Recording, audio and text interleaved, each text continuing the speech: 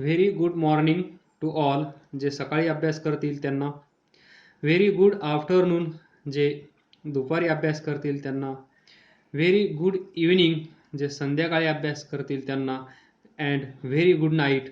जे रात्री अभ्यास करतील त्यांना. तर पहा, part 3 from Stefan's Boltzmann's law of radiation. याचे 2 पार्ट आपण ऑलरेडी डिस्कस केले आहेत. हा तिसरा पार्ट आहे from radiation. Topic name is radiation. So Stefan's Boltzmann's law of radiation म्हणजे काय? तर पहा, कन्सिडर करा ही एक बॉडी आहे. डायरेक्ट सुरुवात करणार आहोत. तुम्ही सिक्वेन्समध्ये पहा, पार्ट 1, पार्ट 2 अँड पार्ट 3. त्यावेळेस तुम्हाला सर्व काही समजून जाईल. Consider this body that is perfect black body. He body कोणती असेल? परफेक्ट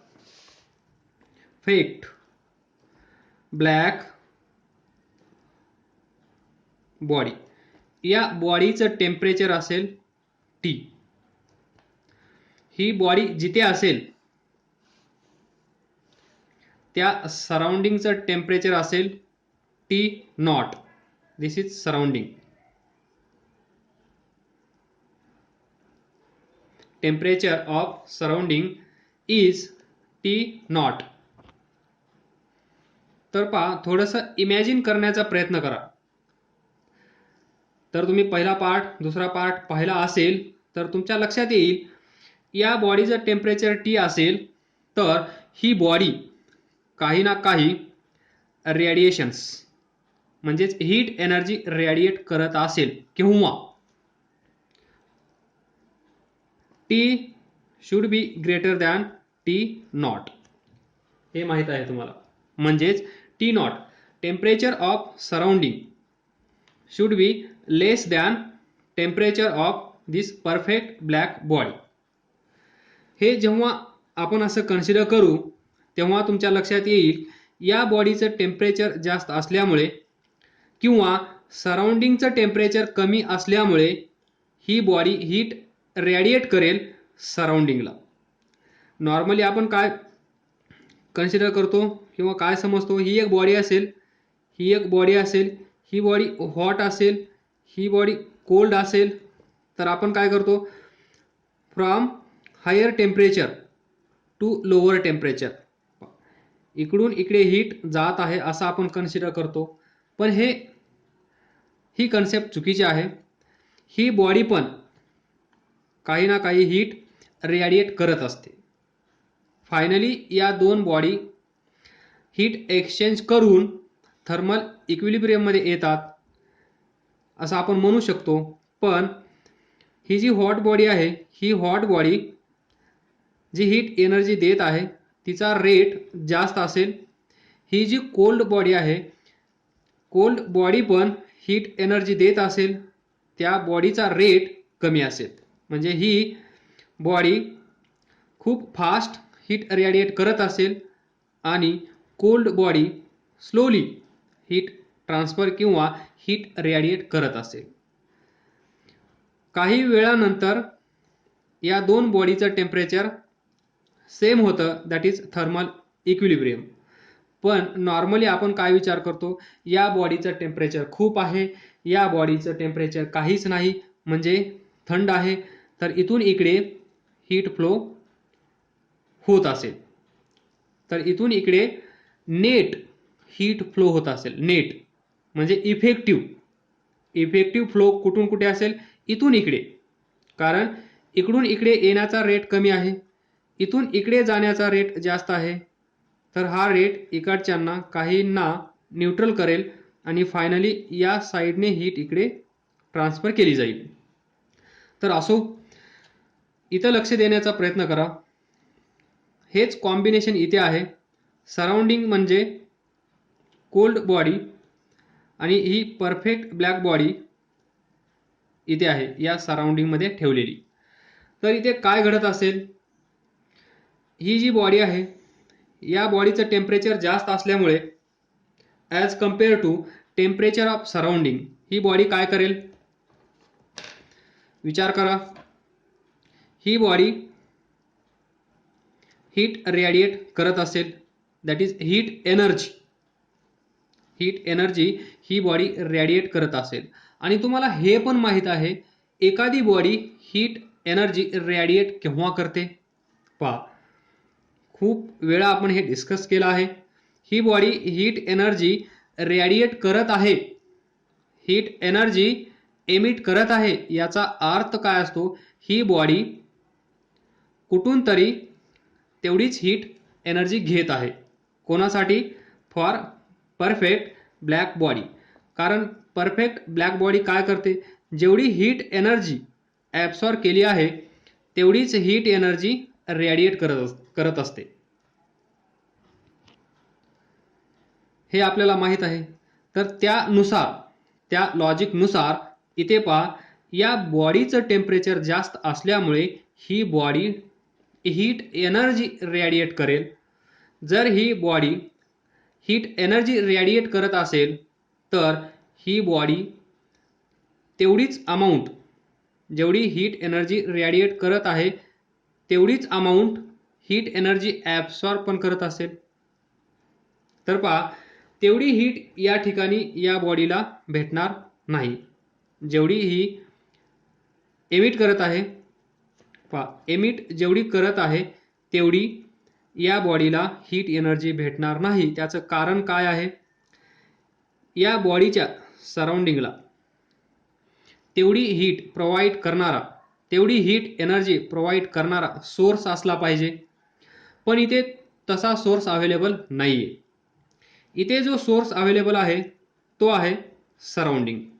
आणि सराउंडिंगचं टेम्परेचर आहे T0. आणि हे T0 कसं आहे? Less than temperature of this perfect black body. तर काय होईल? ही जी सराउंडिंग आहे ही पण काहीतरी हीट एनर्जी देत असेल, म्हणजे हे ॲब्सॉर्ब करत असेल, म्हणजे ॲब्सॉर्प्शन चालू आहे, हीट रेडिएशन पण चालू आहे. पण पहा, देण्याचा रेट म्हणजे हीट एनर्जी एमिट करण्याचा रेट जास्त असेल, कारण या बॉडीचं टेम्परेचर जास्त आहे. ही बॉडी एनर्जी घेत असेल हे आपल्याला माहीत आहे, पण इथे देणारा कोणी अवेलेबल नाही आहे. इथे जो देणारा आहे, देणारा म्हणजे सराउंडिंग, आणि सराउंडिंगचं टेम्परेचर कमी असल्यामुळे याला जी हीट एनर्जी भेटेल ती कशी असेल? कशी असेल? कमी. म्हणजेच आउटगोईंग जास्त आहे, इनकमिंग कमी आहे. तर पहा, असं आहे, आउटगोईंग 10 जूल, इनकमिंग 5 जूल. तर या कंडिशनमध्ये काय होत असेल? Can you imagine? इथे काय होत असेल? लॉस. काय होत असेल? लॉस. पहा, इथे जर आपण ही सिच्युएशन एका सेकंदासाठी कन्सिडर केली तर एका सेकंदामध्ये 10 जूल बाहेर जात आहेत, एका सेकंदामध्ये 5 जूल आतमध्ये येत आहेत. म्हणजेच एका सेकंदामध्ये लॉस किती होत आहे? 5 जूल. कारण इनकमिंग कमी आहे, because temperature of surrounding is less. तुम्ही म्हणाल मग ही बॉडी हीट एनर्जी जास्त कसं काय रेडिएट करत आहे? कारण आपण कन्सिडर केलं आहे या बॉडीचं टेम्परेचर जास्त आहे आणि सराउंडिंगचं टेम्परेचर कमी आहे. त्यामुळे ही बॉडी हीट एनर्जी रेडिएट करत असेल, त्याच वेळेस ही बॉडी काहीतरी एनर्जी घेत असेल, पण बाहेर जाण्याचा रेट जास्त आहे, आतमध्ये येण्याचा रेट कमी आहे. त्यामुळे इथे ही सिच्युएशन आहे. तर या सिच्युएशननुसार, या लॉजिकनुसार एका सेकंदामध्ये 5 जूल एनर्जीचा लॉस होत आहे. Next, therefore in this case I hope he situation तुम्हाला समजली असेल, नसेल समजली तर please ask. In this case energy radiated per unit area per unit time किती असेल? that we know energy radiated, that is power or thermal radiations, thermal energy per unit area. What is energy radiated? That is heat energy, Q, per unit area, A, per unit time, T, that is amount of heat energy radiated per unit area per unit time. ही किती असते? Sigma T⁴. This is power R Q by AT is equal to sigma fourth power of its absolute temperature. म्हणजेच R is equal to sigma T⁴ किंवा Q by AT is equal to sigma T⁴. From this we can write Q is equal to sigma AT T⁴. Equation number 1, हे equation number 1, हे equation number 2.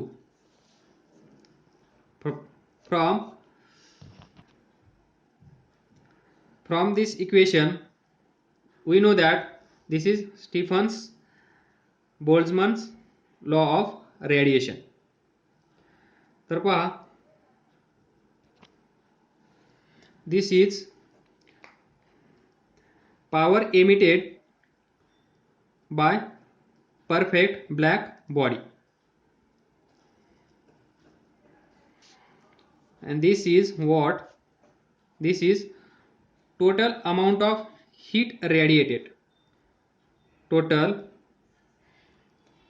amount of heat radiated by perfect black body. Then we know that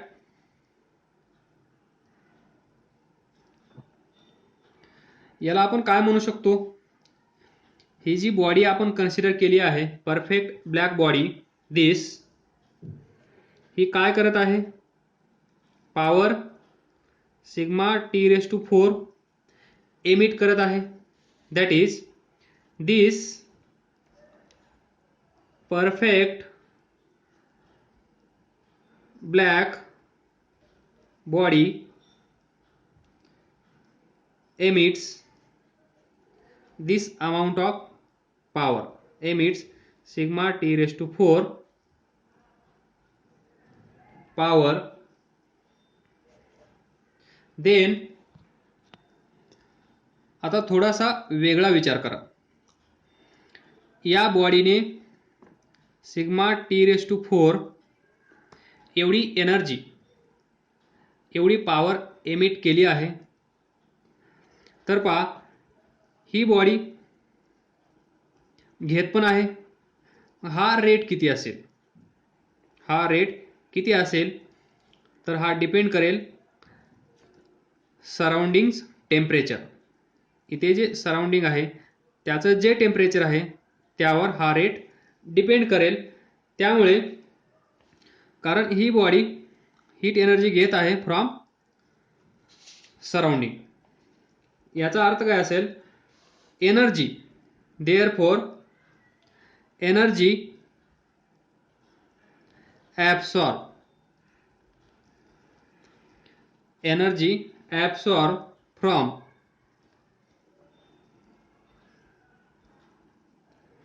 surrounding per unit area per unit time, that is Q by AT. Energy absorb Q from surrounding per unit area per unit time. तर ही energy जी absorb केली जात आहे ती किती असेल पहा. Temperature of surrounding is T naught. So by Stefan's Boltzmann's law of radiation काय असेल ती sigma into T naught raise to 4. इथे पहा जी हीट एनर्जी रेडिएट केली जात आहे ती किती आहे sigma into T raise to 4. कारण या बॉडीचं टेम्परेचर T आहे. त्याचप्रमाणे ही एनर्जी ॲब्सॉर्ब केली जात असेल फ्रॉम सराउंडिंग. मग या सराउंडिंगचं टेम्परेचर किती आहे T नॉट. मग ही सराउंडिंग्स किती एनर्जी देईल हे कशावर डिपेंड करेल त्या सराउंडिंगचं टेम्परेचर. कारण या बॉडीचं टेम्परेचर जास्त आहे म्हणून ही बॉडी जास्त हीट एनर्जी देत आहे. पण सराउंडिंगचं टेम्परेचर कमी आहे मग ही कमी एनर्जी देत असेल पण एनर्जी देत असेल. ती एनर्जी इथून निघत असेल समजा हे सराउंडिंग आहे निघाली निघाली निघाली निघाली. ही एनर्जी इथे ॲब्सॉर्ब केली जात असेल. मग इथे जी एनर्जी ॲब्सॉर्ब केली जात आहे ती एनर्जी किती असेल जेवढी एनर्जी ही सराउंडिंग्स इथे एमिट करत असेल तेवढीच हीट एनर्जी हा ॲब्सॉर्ब करू शकतो. याच्यापेक्षा जास्त एनर्जी ॲब्सॉर्ब केली जाणार नाही कारण याच्या सराउंडिंगला एवढी एनर्जी अवेलेबल नाही. हे जे सराउंडिंग आहे हे सराउंडिंगनी 2 युनिट्स दिले तर ही बॉडी काय करेल 2 युनिट्स घेईल. 3 युनिट्स दिले 3 घेईल. 4 दिले 4 घेईल. म्हणजेच depends upon temperature of surrounding. सराउंडिंगचं जेवढं टेम्परेचर असेल त्यानुसार ही सराउंडिंग्स काहीतरी एनर्जी रेडिएट करेल. ती एनर्जी इथे ॲब्सॉर्ब केली जाईल आणि हे जे ॲब्सॉर्प्शन आहे एनर्जी ॲब्सॉर्प्शन हे डिपेंड करेल टेम्परेचर ऑफ सराउंडिंग. म्हणून आणि from this law Stefan's Boltzmann's law of radiation we can write heat energy absorb from surrounding per unit area per unit time, that is this, is equal to sigma into T naught raised to 4. म्हणजेच 4th power of its absolute temperature. सराउंडिंगचं absolute temperature किती आहे T not आपण consider केला आहे. यालाच आपण काय म्हणतो power. Then तर पहा power R is equal to Q by AT is equal to sigma T naught raised to 4. Equation 3. From this equation we can write Q is equal to sigma A T T naught raised to 4. Equation number 4. तर हे equation काय सांगत असेल surroundings किती heat energy देत आहे किंवा यालाच आपण असं म्हणू शकतो ही परफेक्ट ब्लॅक बॉडी या सराउंडिंग कडून किती एनर्जी ॲब्सॉर्ब करत आहे, ती किती असेल, दिस अमाऊंट. त्यानंतर हीट एनर्जी क्यू इथे किती असेल, sigma A T T naught raise to 4. Then here since body perfect black, since body has more temperature, that is T, it will radiate more energy, or we can say that rate of emission is higher.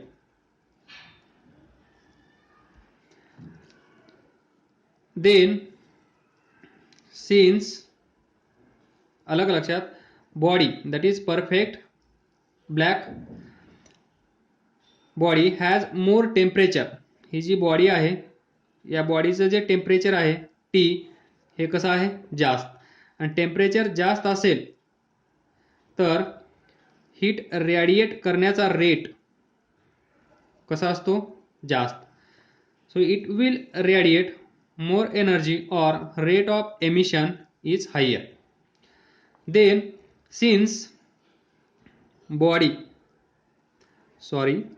surrounding has less temperature, that is T naught,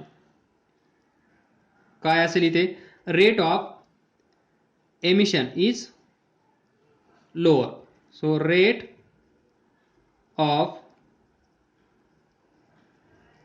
emission is lower. तर पहा या दोन कन्सेप्टचा use करून एक diagram तयार करण्याचा प्रयत्न करूया. ही असेल perfect black body, heat energy radiated 1 2 3 4 5 6, heat energy absorb 1 2 3 1 2 3 4 5 6. इथे पहा body has more temperature, it will radiate more energy or rate of emission is higher. तर पहा एका सेकंदासाठी कन्सिडर करा, फॉर 1 सेकंद. एका सेकंदामध्ये ही परफेक्ट ब्लॅक बॉडी काय करत आहे, 6 युनिट्स बाहेर टाकत आहे. त्याच वेळेस ही परफेक्ट ब्लॅक बॉडी काय करत आहे, 1 2 3 युनिट्स ॲब्सॉर्ब करत आहे, 6 युनिट्स एमिट करत आहे. तर पहा from this situation can we write power emitted, that is sigma t raised to 4. Then power absorbed sigma t naught raised to 4. तर पहा sigma t raised to 4 is greater than sigma t naught raised to 4.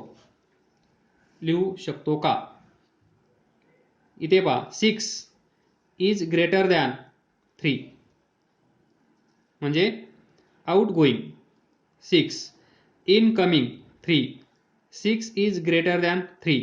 6 म्हणजेच काय आहे इथे, power emitted this 6 म्हणजे this sigma T naught raise to 4 incoming म्हणजेच 3 तर 6 is greater than तो sigma T raise to 4 greater than sigma T naught raise to 4 तर आपण फाइंड करू शकतो नेट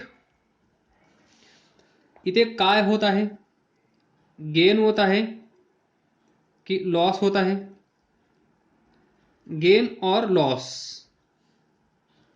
काय होत आहे इथे लॉस जात आहेत 6 येत आहेत 3 तर 6 मायनस 3 चा लॉस होत आहे सो नेट लॉस कुणाचा of heat energy net loss of heat energy per unit time per unit area that is Q by A T is equal to काय असेल इथे पहा 3 युनिट्स लॉस कसा फाइंड केला outgoing minus incoming outgoing काय आहे sigma T raise to 4 incoming काय आहे sigma T naught raise to 4 so this is power loss net this is power loss net एवढा लॉस इथे होत असेल for unit area and for unit area and for unit time area per unit area per unit time याच्यासाठी एवढा loss इथे होत असेल power मध्ये तर इथे लिहा this is for perfect black body इथे लिहा ब्रॅकेट मध्ये this is for perfect black body हे सर्व आपण ब्लॅक बॉडीसाठी डिस्कस करत आहोत यालाच ऑर्डिनरी बॉडीमध्ये कन्वर्ट कसं करायचं हे मागच्या लेक्चरमध्ये शिकवलं आहे इथे पण आपण डिस्कस करणार आहोत so this is power loss for perfect black body तर या इक्वेशन पासून आपण फाइंड करू शकतो का total heat energy radiated total heat energy radiated that is Q is equal to sigma common घेतला त्यानंतर ए इकडे गेला टी इकडे गेला ए टी ब्रॅकेट मध्ये काय असेल T raise to 4 minus T naught raise to 4 हेच इक्वेशन आहे फक्त आपल्याला फाइंड करायचं आहे this Q total heat energy radiated in this or total heat energy loss in this situation we can say so liha total loss of heat energy for perfect black body हे equations व्यवस्थित learn करून ठेवा what is sigma what is a what is T what is this capital T what is this T not या सर्वांचा अर्थ व्यवस्थित लक्षात ठेवला ना तर प्रॉब्लेम सोडवताना तुम्हाला काहीच प्रॉब्लेम येत नाही. सिग्मा इज स्टीफन कॉन्स्टंट किती असतो 5.67 इंटू 10⁻⁸ 5678. तर हे झालं for perfect black body. Now for ordinary body. In short मी सांगू शकतो जिथे जिथे आपण हे इक्वेशन्स लिहिले आहेत फॉर परफेक्ट ब्लॅक बॉडी त्या इक्वेशनला तुम्ही या स्मॉल ई नी मल्टिप्लाय करा, तुम्हाला तेच इक्वेशन भेटेल for ordinary body. Ordinary body म्हणजे काय, विच इज नॉट, लिहा which is not black body. तर हा नंबर काय असतो ई म्हणजे इमिसिव्हिटी किंवा कोइफिशियंट ऑफ एमिशन. तर काय असतो हा ratio of emissive power of any body that is RO ordinary body divided by emissive power of black body E.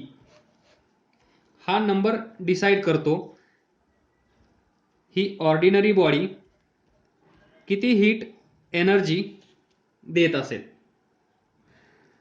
पहा जर E 0.2 असेल तर याचा अर्थ काय असतो, ही बॉडी 20% हीट एनर्जी रेडिएट करत असेल when we compare it with perfect black body. म्हणजेच ही परफेक्ट ब्लॅक बॉडी असेल,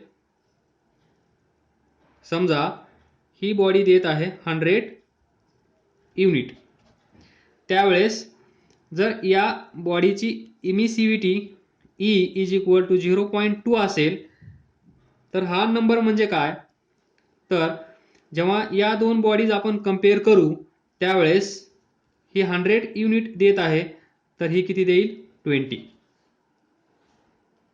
तर हे कसं भेटतं आपल्याला फ्रॉम दिस इक्वेशन. E म्हणजे 0.2 RB 100 तर RO किती असेल 0.2 इंटू 100 0.2 इंटू